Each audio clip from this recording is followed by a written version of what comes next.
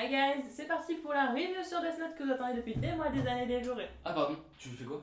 Bah je fais ma review sur Death Note. Ah, je viens de le voir à l'instant sur Netflix. Alors? Il est génial. Non mais franchement, il est mieux que l'original. J'ai vu tous ces youtubeurs là qui le critiquent, mais je le trouve énorme. Sérieux? Attends, tu rigoles là? Bah non. Alors attends, j'ai juste une petite note à prendre pour ma Vas-y, vidéo, vas-y, juste, ça marche. excuse-moi, je pas de voilà. Non, t'inquiète, j'ai le temps. Mais c'est vrai que j'aimerais bien quand même pouvoir peaufiner mes détails pour ma vidéo, c'est vrai que là pour le coup c'est important. Franchement, j'ai kiffé le casting, j'ai kiffé le scénario.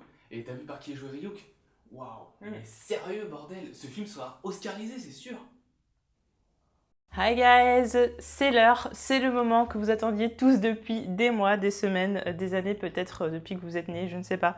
En tout cas, c'est l'heure enfin de parler de Death Note, le film de Netflix, donc sorti là le 25 août, donc c'est tout récent. Hein. Je vais vous faire donc le résumé Netflix dans un premier temps. Grâce à un carnet démoniaque, un étudiant peut tuer les vilains, mais il se fait prendre pour un méchant lui aussi. Ouh là là, ça envoie du lourd ce résumé. Bon, je vais vous faire mon résumé à moi. En gros, Light, c'est un espèce de semi-fragile qui fait les devoirs des autres en échange d'argent. Donc voilà, tous les cancres de son lycée. Apparemment, ils ont l'air d'être beaucoup puisqu'il se fait un petit peu de thunes. Et alors qu'il est assis tranquille, pépère, sur une table, et ben là, on a le Death Note qui tombe à ses pieds. Et le Death Note, ça n'est pas n'importe quel cahier puisqu'il a la particularité de pouvoir tuer la personne dont le nom est inscrit dedans. Et bien évidemment, Light, lui, il va se prendre pour un justicier et puis surtout, il va se la péter devant son crush parce que c'est vrai que l'algèbre, c'est pas très sexy. On va commencer quand même avec une partie sans spoiler pour les gens qui ont envie de savoir est-ce qu'il faut aller le voir ou est-ce qu'il faut pas aller le voir. Enfin, aller le voir, c'est sur Netflix, donc voilà, la télécommande et puis c'est parti. Bon, on peut pas être déçu de quelque chose dont on attend rien en fait, parce que tout simplement, les trailers, le trailer que j'avais vu déjà m'annonçait que ça allait pas être un truc super ouf, donc de toute façon, j'en attendais pas grand chose. Là, en l'occurrence, c'est un petit peu mieux que ce que je pensais, mais c'est toujours pas ouf, donc je vais vous expliquer vraiment en détail ce qui m'a plu, parce qu'il y a peut-être quand même des points positifs, quand même, un minimum. Il y a tellement de points négatifs, mais voilà, on va passer en revue tout ça. Donc ça n'est clairement pas une adaptation fidèle, c'est totalement une adaptation qui est totalement libre. Hein. Et si je peux vous donner un conseil avant le visionnage du film, c'est de totalement oublier le manga, l'animé, tout l'univers de Death Note en lui-même, et d'être vachement ouvert. Si vraiment vous voulez essayer de rentrer dans le film et d'essayer d'être neutre, faut vraiment mettre de côté tout l'aspect manga et de pas justement pas se dire il y a des différences, ça c'est pas comme ça dans le manga, c'est pas comme ci, c'est pas comme ça, on va en parler par la suite, est-ce qu'il y avait des choses qu'il fallait garder ou pas. En tout cas là on est vraiment sur quelque chose de totalement différent et il va falloir faire justement la part des choses. On va pas se mentir, le film il roule totalement sur l'œuvre originale, même à quelques moments même, pour être un peu vulgaire, il se torche avec, hein, on n'est pas loin de ça quand même. Autant il y a certains changements qui sont intéressants, mais autant il y en a c'est totalement de l'ordre du sacrilège. Il y a des moments où on se dit bah ouais finalement les petits changements qu'il y a, les petites idées intéressantes, s'il y avait une suite au manga, ça aurait pu être intéressant d'aller dans cette direction. Il y a d'autres trucs où on se dit ouais c'est intéressant mais c'est quand même sous-exploité. Et il y a les changements qui ont été faits sur les personnages qui sont ni cohérents avec le scénario ni avec les personnages originels. Et je maintiens encore une fois, si on change les personnages fondamentalement, ça change toute la nature de Death Note et donc ça n'est plus Death Note et donc pourquoi appeler ce film Death Note? Quant à la réalisation, c'est d'un amateurisme juste aberrant à vouloir faire oublier le manga, à vouloir mettre sa patte et à vouloir lui donner une identité visuelle et sonore propre, Adam Wingard a totalement fait n'importe quoi. Alors dès le début, on va pas se mentir, ça commence plutôt mal, c'est-à-dire qu'on a un générique comme ça qui tombe comme un cheveu sur la soupe. Quelques minutes plus tard, on se rend compte très vite que tout le film va être ponctué d'une sorte de Kavinsky version Lidl des bois et surtout d'un tas de slow motion, mais alors beaucoup de slow motion. Qu'est-ce que vous faites, les gars? Du slow motion. On fait du slow motion. Le slow-mo, c'est cool. Cool. On est slow. Alors les slow-mo, va y en avoir tout le temps, va falloir vous y habituer et ça va être juste chiant. Et le truc avec le slow motion, c'est que c'est sympa quand on l'utilise avec parcimonie, c'est-à-dire quand vraiment on veut mettre en valeur une scène qui est visuellement très intéressante, très belle. Là, ça a tout son impact, mais si on commence à mettre 40 slow motion dans le même film, en plus qui est d'1h30, il n'y a plus d'impact. S'ajoute à ça un tas de plans inutiles qui s'ajoutent déjà à des scènes qui sont très brouillonnes. Exemple, la pire scène du film pour moi, c'est vraiment la scène de la poursuite. Avec des plans super kitsch qui ont l'impression, j'ai vraiment eu l'impression pour le coup que c'était filmé expressément pour le trailer quoi. Il y a le plan de la voiture un peu à la façon GTA 4. Le plan où on voit elle et Light courir justement avec les pas qui passent sur une flaque d'eau. Ça on le voit 2 fois, je comprends pas l'intérêt parce que le plan en lui-même il est moche, alors de le remettre encore une fois, je sais pas pourquoi. Et par ailleurs justement on a beaucoup de de plans où en fait on va passer d'un plan où justement on voit le haut du personnage, après on voit ses pieds, on voit le haut, on voit ses pieds, puis des fois c'est dans un ordre totalement aléatoire et c'est totalement brouillon et en fait on s'y retrouve plus du tout. On va avoir une caméra qui est totalement penchée mais on sait pas pourquoi. Au moment donné de la course poursuite, donc on les suit de dos comme ça avec la caméra et puis d'un coup on a une espèce de zoom un peu lent, un peu moche qui était souvent utilisé dans les années 80 ou souvent justement pour donner un effet comique alors que là pour le coup bah c'est pas du tout drôle. Ça fait totalement un effet kitsch et pour le coup bah le kitsch va revenir assez souvent parce que justement au niveau du thème musical, on va un petit peu vers le côté rétro années 80 et aussi du côté électro, un petit peu la mouvance Kavinsky, etc. Les musiques collent pas du tout avec l'ambiance, pour le coup je trouve qu'au niveau des musiques ça a vraiment été totalement raté. Il y a des moments comme ça accentue le fait que Nightwolf ne joue pas très bien, c'est-à-dire qu'à un moment donné, c'est le bal de promo, on a la musique Take My Breath Away. Take My Breath Away, c'est la chanson de Top Gun, hein, c'est le thème de Top Gun que tout le monde connaît.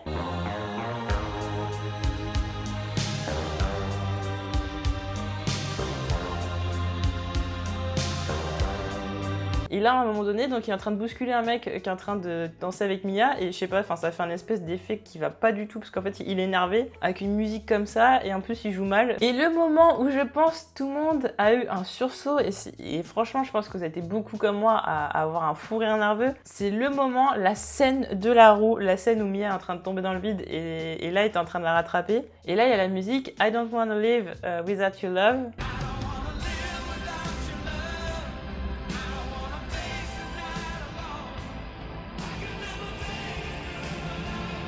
Qui est sorti en 88, donc là en fait on a quand même quelques chansons quand même des années 80, hein. Très clairement là on voit que le réalisateur il aime ce genre de chansons, mais là à ce moment là en fait c'est un moment qui est tragique, et là on a une musique comme ça et c'est limite j'ai cru que c'était un sketch en fait, je veux dire ce genre de musique, on met ça, enfin maintenant c'est le genre de truc qu'on verrait sur YouTube, enfin voilà ce serait un mème total, et là j'étais en train de voir un mème en fait en plein dans le film, en plus à la fin du film, et là je me suis prise d'un fou rire, j'ai dit mais c'est pas possible, il nous a fait quoi en fait là, il nous a fait un total what the fuck, j'ai pas compris. Bon après niveau plan un petit peu foireux, on a les gros plans genre de la première confrontation entre Light et elle, donc des gros plans vraiment on dirait comme si les mecs ils parlaient à la caméra, limite on voit que c'est un tout petit quelques degrés à côté mais bon c'est quasiment ça, et c'est vraiment des gros plans, et en plus voilà les deux mecs ils jouent pas non plus super bien. Death Note quand même c'est un manga qui a commencé à être publié en 2003, donc on n'est pas sur les mêmes périodes, on n'est pas sur les mêmes générations, et tu mets pas des musiques des années 80 alors que ça colle pas du tout à l'univers en fait. Et c'est dommage parce que la scène de la roue en elle-même elle est plutôt visuellement réussie, j'ai trouvé ça assez sympa. Le problème par contre c'est qu'on s'est fait totalement spoiler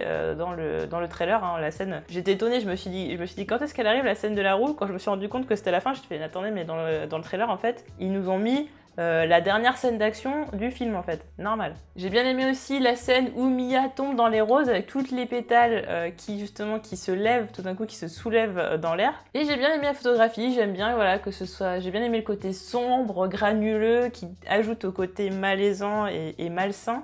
Mais par contre, j'ai absolument pas adhéré au côté gore.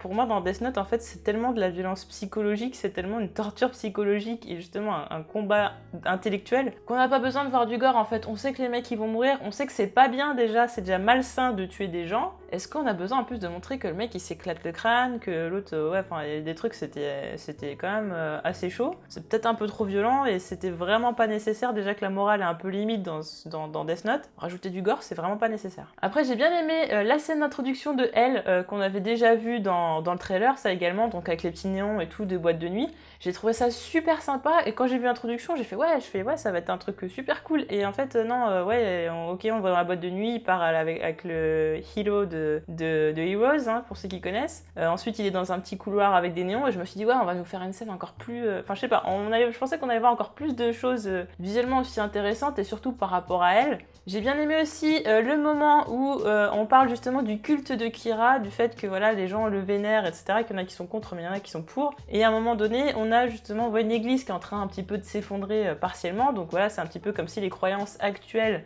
étaient en train de s'effondrer, puisqu'en fait il y a un nouveau dieu qui fait la justice, et en l'occurrence c'est Kira. Et quelques moments après, on voit justement une église avec quelqu'un qui a marqué Kira dessus. Donc en fait voilà, c'est complètement pour une métaphore pour montrer que les croyances actuelles sont devenues maintenant obsolètes, et que maintenant la nouvelle croyance qui prévaut surtout, maintenant c'est le dieu Kira, c'est tout simplement la religion de Kira. Malheureusement voilà, au niveau de la réalisation, les 3/4 des choses qui ont été tentées étaient ratées, c'était d'un amateurisme, même les transitions étaient ratées, c'est-à-dire que les scènes n'avaient pas de lien les unes avec les autres. autres. Mais ouais, vraiment, c'était très amateur. J'ai l'impression que c'était limite une école d'étudiants en cinéma, en fait, qui avait fait ça, quoi. Et je suis sûre que même ils seraient capables de faire mieux. C'était, ouais, les plans et tout brouillon. Très maladroit, en fait. Il y a beaucoup de maladresse, en fait, dans la réalisation. Je peux clairement pas tolérer ça d'un film qui a été quand même produit par Netflix. Enfin, on parle pas quand même d'un budget à 2 euros, quoi. On parle quand même d'une grosse production. Un film qui est attendu par des millions et des millions de personnes.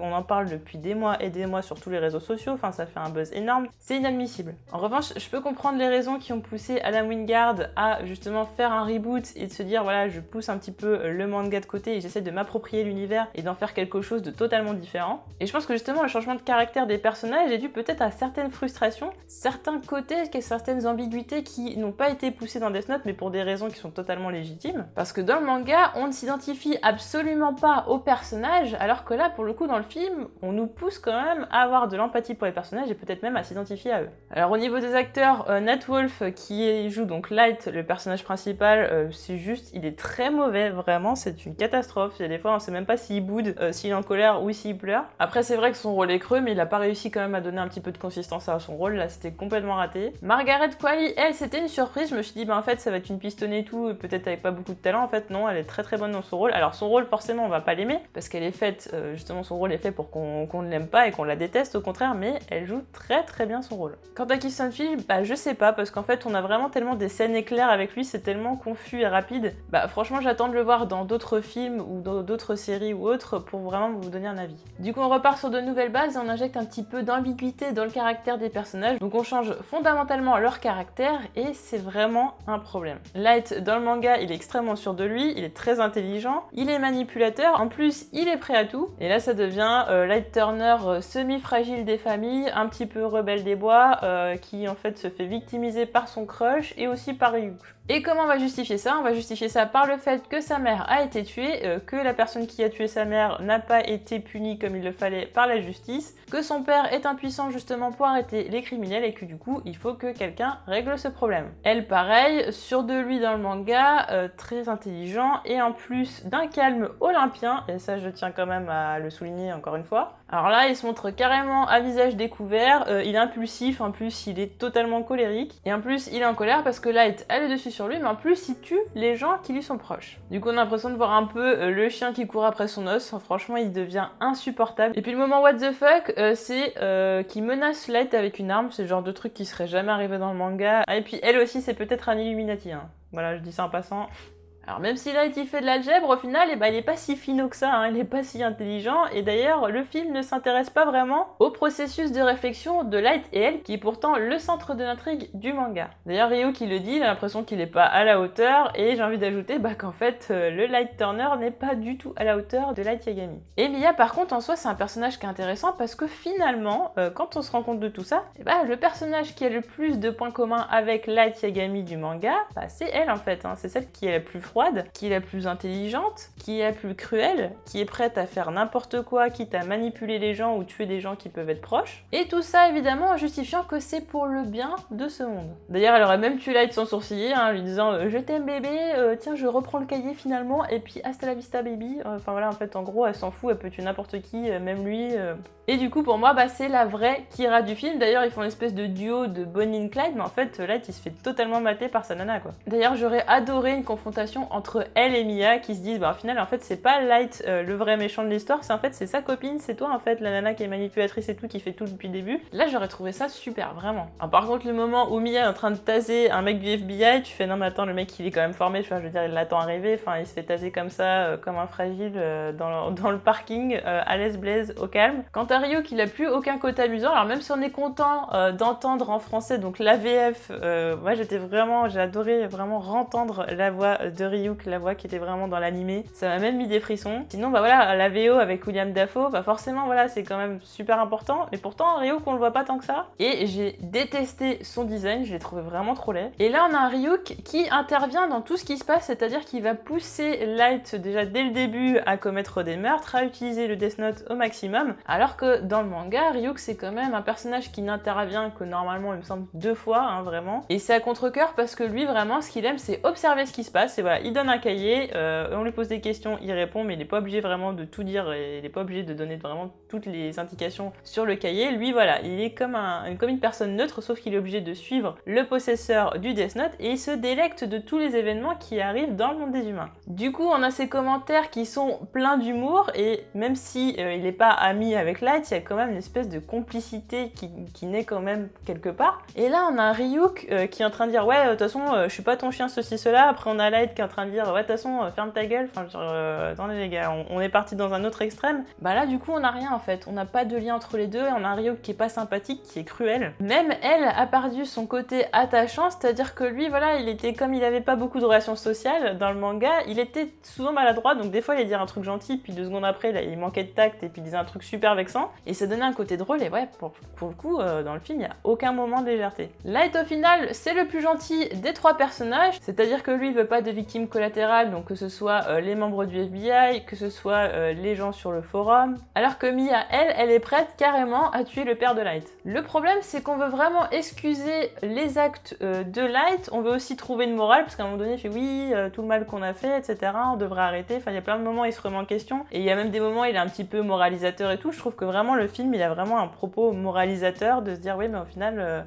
on se fait pas justice soi-même, il faut quand même, il y a une justice, il y a un système, et même si ça marche pas forcément, bah c'est toujours mieux que de tuer des gens parce que finalement on devient un meurtrier soi-même. Et dans le manga, Light c'est carrément un salaud, hein, clairement, je veux dire, il y a pas d'ambiguïté là-dessus, on essaie plus de lui trouver des excuses, peut-être à la limite à la fin et au début, mais après pendant tout le processus du manga, pas du tout en fait. Et c'est pour ça qu'on aime le détester et qu'on a soit envie de le voir perdre, soit envie de le voir gagner. Il y a même un moment, voilà, où le Light du film est en train de parler à elle, il est en train de dire oui mais finalement on est du même côté et tout.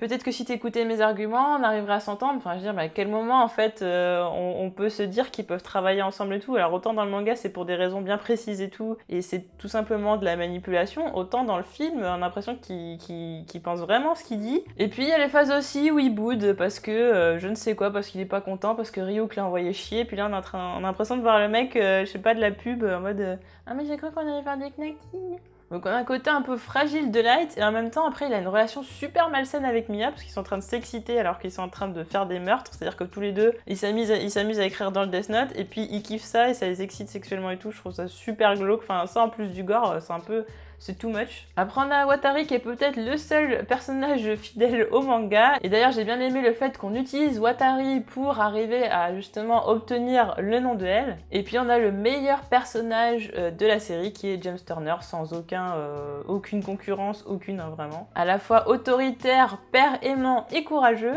et vraiment rien à dire sur le jeu de Shea Wiggum. J'en reviens donc à ma question, si on change fondamentalement elle, Ryuk et Light, pourquoi encore appeler le film Death Note? Et on va pas se mentir, même si le manga n'avait jamais existé, ce serait toujours un aussi mauvais film. Déjà, moi, il y a un truc qui me pose un gros problème, c'est comment on fait tenir 13 volumes et 36 épisodes de Death Note sur un film qui plus est, fait 1h30. Alors déjà, je trouve ça un peu facile de faire qu'1h30 de film, donc déjà, pourquoi pas faire un film plus long? Et en plus, ça donne une espèce d'impression d'être vraiment que le film est pressé, en fait. Les scènes se succèdent les unes aux autres, mais avec une rapidité où on a à peine le temps de comprendre ce qui se passe. J'imagine même pas, en fait, quelqu'un qui connaît même pas l'univers de Death Note, qui arrive dans le film et tout, il comprend rien, en fait. Il est en train de se poser 30 000 questions, et quand il est en train de se poser 30 000 questions, il y a plein de choses qui passent, et après, il va se reposer 30 000 questions, et en fait, il va même pas pouvoir profiter du film, parce qu'il se passe beaucoup trop de choses, beaucoup trop vite. 1h30, c'est trop court. Vraiment, on aurait pu faire 2h30 de film. Alors que Death Note, c'est quand même un combat sur la longueur, c'est vraiment un combat, une rivalité entre deux personnages qui ont un ego qui est quand même surdimensionné, et surtout des capacités intellectuelles hors normes. Et plus que leur volonté de faire le bien, c'est-à-dire par le biais de la justice pour elle et par le biais de la mort pour Light, bah la finalité du propos c'est quand même qui est le plus fort. Donc c'est un combat sur la durée et l'un prend l'ascendant sur l'autre d'un épisode à l'autre, et justement c'est vraiment un combat qui est quand même assez égal, assez tendu, qui monte en crescendo au fur et à mesure des épisodes et des volumes. C'est ce qui en fait justement une œuvre captivante, et le Death Note donne en plus des possibilités scénaristiques qui sont immenses, qui malheureusement ne sont pas assez exploitées dans ce film. Alors je suis assez partagée sur une chose, c'est au sujet des nouvelles règles, parce qu'il faut savoir quand même qu'il y a plusieurs règles qui ont été inventées pour les besoins du scénario, et je me dis, est-ce que c'est vraiment une bonne ou une mauvaise idée? Alors d'un côté c'est une bonne idée, parce que justement ça permet d'amener le twist final entre Light et Mia, et donc aussi justement de renverser la situation, et ça nous montre encore plus que Adam Wingard a voulu prendre des libertés avec le manga. Mais le problème c'est que si on n'a plus les mêmes règles, bah on dénature totalement l'œuvre. Donc en fait, on change les personnages, plus on change les règles du Death Note, donc en fait, qu'est-ce qui reste vraiment de l'œuvre originale? Donc ces fameuses règles qui n'existent pas dans le Death Note, mais qui du coup ont été inventées dans le film pour les besoins du scénario, ce sont, il y a la règle des 7 jours, pendant laquelle au bout de 7 jours, si on n'écrit pas dans le cahier, on n'est plus le possesseur du Death Note. En réalité, il est impossible d'annuler la mort d'une personne, le truc de la page déchirée et puis on brûle avec un nom dessus. D'ailleurs, je comprends même pas s'il y a 2 noms dessus, comment ça peut se passer. Enfin bref, on peut pas annuler la mort d'une personne à partir du moment où son nom est écrit dans le Death Note. Moi, il y a un truc où j'ai peut-être loupé un délire, mais Watari, à aucun moment en fait on sait son prénom. Donc à un moment donné, il donne sa carte, il y a marqué Watari et en fait, Light a son visage, il a son nom et ça suffit pour le tuer. Le fait qu'il n'y a pas que le propriétaire du Death Note qui peut voir les dieux de la mort, là pour le coup, Miya peut pas le voir alors que ça n'est pas le cas dans le manga. N'importe quelle personne qui touche le cahier verra le dieu de la mort. Et il y a une petite incohérence pour moi, c'est à la fin, c'est quand Light explique qu'il a utilisé des méchants, notamment un pour se sauver justement le sortir de l'eau. Il explique que cet homme va voir un homme et une femme tomber à l'eau, sauf que l'on voit très bien que Miya ne tombe pas à l'eau mais elle va mourir justement dans un truc de fleurs. Donc si elle ne tombe pas à l'eau, normalement ça n'est pas censé déclencher le fait que l'homme va sauver Light, tout comme si Miya n'avait pas pris le cahier, elle serait pas morte par la suite. D'ailleurs, dans le Death Note original, il n'y a pas de condition, c'est-à-dire à partir du moment où on met le nom d'une personne, dans tous les cas, elle meurt, il n'y a pas de s'il fait ci, il va mourir, s'il fait ça, il va mourir. Dans tous les cas, il y a son nom, la personne va mourir. Et j'ai bien aimé les moments où on voit que Miya se fout totalement de la tronche de Light, c'est-à-dire avec des flashbacks, on voit qu'elle a fait ci, qu'elle a fait ça. À la fin, que ce soit Light, justement, qui reprenne l'ascendant sur Miya en disant « Ouais, mais t'as essayé de me doubler, mais en fait, moi aussi, j'ai essayé de te doubler. » Après, c'est vrai qu'on le voit venir, on va pas se mentir, tout ce qui s'est passé, moi, je le voyais quand même venir. Et c'est grâce aux 5 dernières minutes du film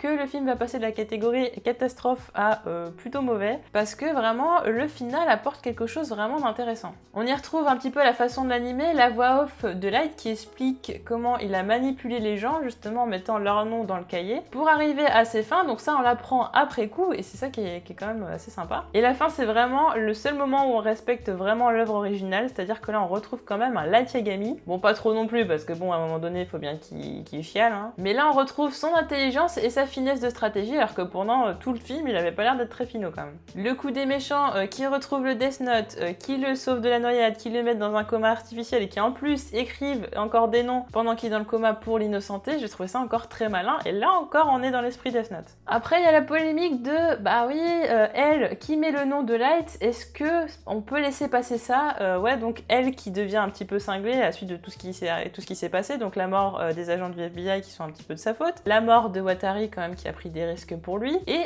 en plus le fait qu'il n'arrive pas à le coffrer, puisqu'en plus Light a trouvé une technique imparable, c'est-à-dire faire en sorte que de manipuler des gens pour qu'ils écrivent des noms pendant qu'il est dans le coma pour l'innocenter totalement, ce qui fait que du coup, eh bien elle n'est plus du tout crédible aux yeux de la police, ce qui n'est pas forcément le cas dans le manga. Dans le manga c'est pas pareil, c'est que plutôt que la police ne veut pas se mouiller, ne veut pas se mettre dans ces histoires, mais savent très bien que le mec il est super fort. D'ailleurs il y a un truc que j'ai pas trop compris, c'est à un moment donné on présente elle et on dit comme ça, on fait ouais, le mec il a démantelé tout un truc de contrebande de l'Est et tout, mais j'ai dit attendez, le mec c'est un mec qui résout des crimes, La contrebande il s'en fout, enfin je veux dire, c'est quoi, c'est un petit inspecteur de pacotille, enfin je trouvais ça vraiment abusé. Et elle qui tue Light, pourquoi pas, c'est une fin qui peut être intéressante, voilà, il perd totalement la boule parce que finalement il n'arrive pas à l'attraper, et il faut bien qu'il teste ce fameux cahier, et quel meilleur moyen de tester ce fameux cahier qu'en tuant un criminel. Au final Light c'est ce qu'il faisait, il tuait des criminels avec son cahier, là c'est elle qui va tuer le plus gros criminel de tous les temps.